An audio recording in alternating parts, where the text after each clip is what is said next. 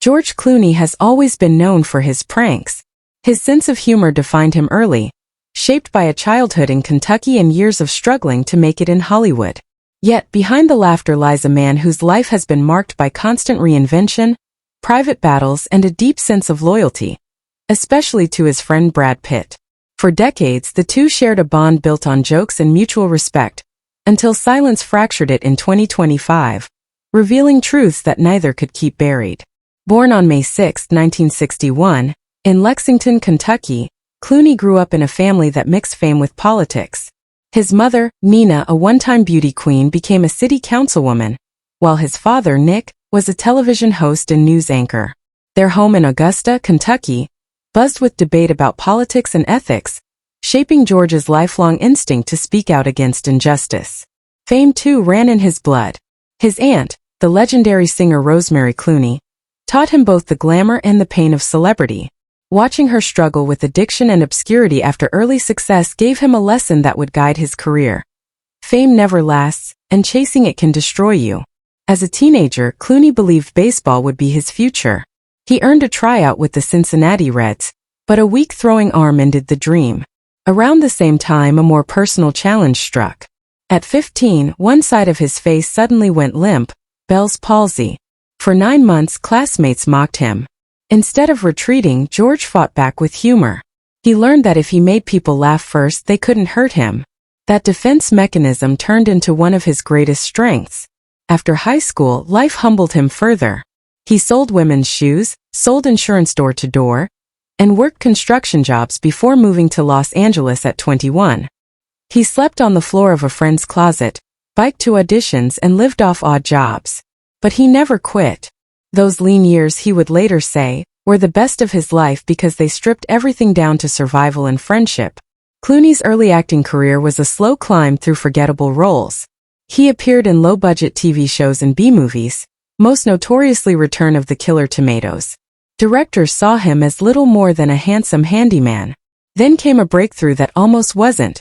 A small audition for a new NBC medical drama called ER.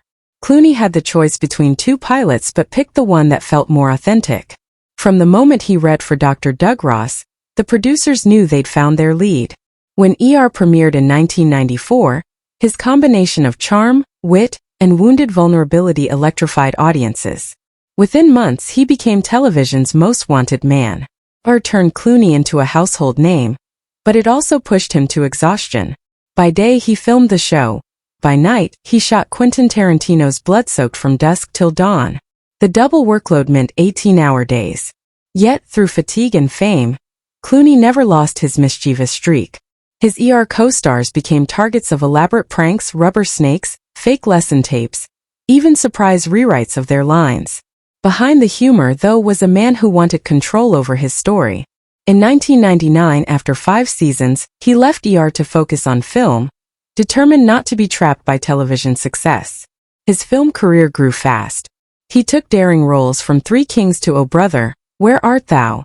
And then stepped behind the camera to direct Confessions of a Dangerous Mind. It was his first major test as a filmmaker and a controversial one. Screenwriter Charlie Kaufman accused Clooney of rewriting his script without permission, igniting a public feud that showed Clooney's stubborn side.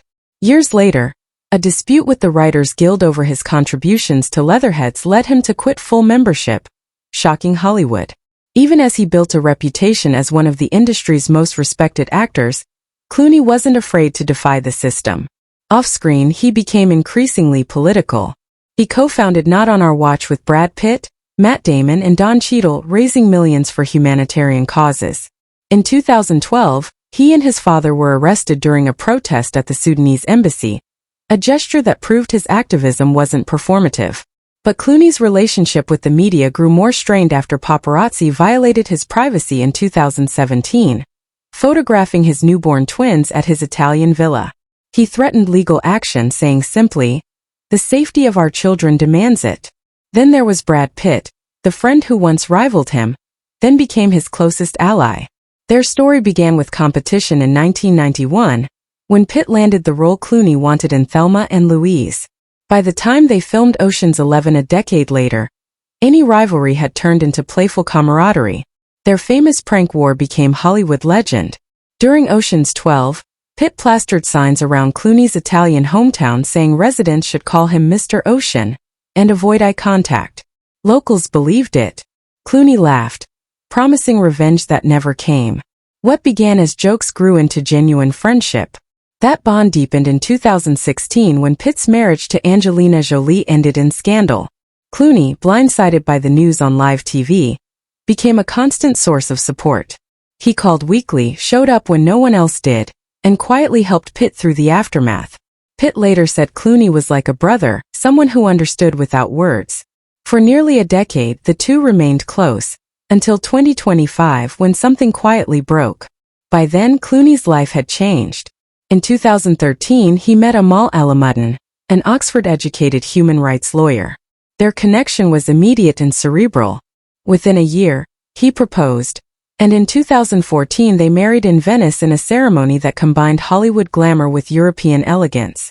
Their twins, Alexander and Ella, were born in 2017, grounding Clooney in a new kind of purpose. He called himself lucky every day. Amal's career, however, never slowed. She represented Julian Assange, took on genocide cases, and by 2025 held a senior position at Columbia University while teaching at Oxford. Her influence reached global courts, where she advised on war crimes investigations and international justice. Rumors about their marriage surfaced in early 2025, when Amal missed the opening of Clooney's Broadway debut, Good Night and Good Luck. Insiders whispered about distance and conflicting careers. Reports of a $500 million divorce spread quickly, but in June they appeared together at the Tony Awards, hand in hand. Amal spoke publicly about her husband that summer, telling Glamour that George had always supported her career, and that their family of 4 felt lucky to have one another. Her words sounded sincere, not rehearsed. Yet that same year, something shifted between Clooney and Pitt.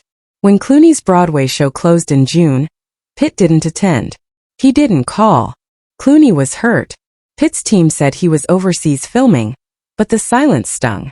Weeks later, Pitt was photographed at a London premiere with Tom Cruise, whose caption on social media was seen by some as a subtle jab at Clooney.